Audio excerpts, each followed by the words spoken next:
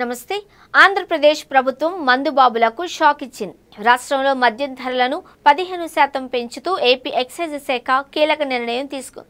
ఈ మేరకు సోమవారం అధికారిక ఉత్తర్వులు జారీ చేసింది. ఇక నుంచి దేశీయ మద్యం, విదేశీ మద్యం, బీర్ ఇలా 3 కేటగిరీలుగా మద్యం సరఫరా జరగనుంది. అంతేకాకుండా దేశీయంగా తయారయ్యే విదేశీ మద్యం బ్రాండ్లపై అదనపు ఏఈఆర్టీ విధించనున్నారు.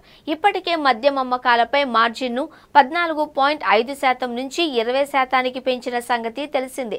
తాజా నిర్ణయంతో ₹99కే లభించే బీర్ కొన్ని బ్రాండ్ల మినహా మిగతా మద్యం రేట్లు పెరిగాయి. ఇది మందుబాబులకు ఆర్థిక భారం పెరిగేలా చేస్తుంది అని అంటున్నారు. ఈ మార్పులు తక్షణమే అమల్లోకి వచ్చాయి. ఇక ఇటీవల రాష్ట్ర ప్రభుత్వం కొత్త లిక్కర్ పాలసీ తీసుకొచ్చింది. 2024 అక్టోబర్లో అమల్లోకి వచ్చిన ఈ పాలసీ ప్రకారం మద్యం షాపుల నిర్వహణను ప్రైవేట్ వ్యక్తులకు అప్పగించారు. దాదాపు 3000 దుకాణాలకు లైసెన్సులు జారీ చేయగా షాపుల యజమానులు మార్జిన్ పెంచాలంటూ ప్రభుత్వాన్ని కోరారు. దీనికి స్పందించిన ప్రభుత్వం మార్జిన్ను 20%కి పెంచింది. దీనికి తోడు గీత కార్మిక కులాలకు 10% మద్యం దుకాణాలను కేటాయించిన సంగతి తెలిసిందే.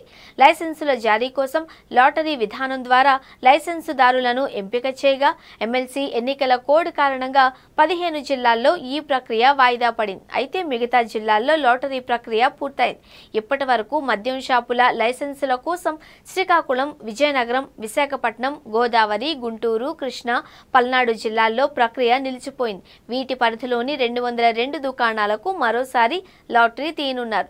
ప్రభుత్వ తాజా నిర్ణయాలతో మద్యం వ్యాపారులు, వినియోగదారులపై ప్రభావం పడే అవకాశం ఉంది అని విశ్లేషకులు అంటున్నారు.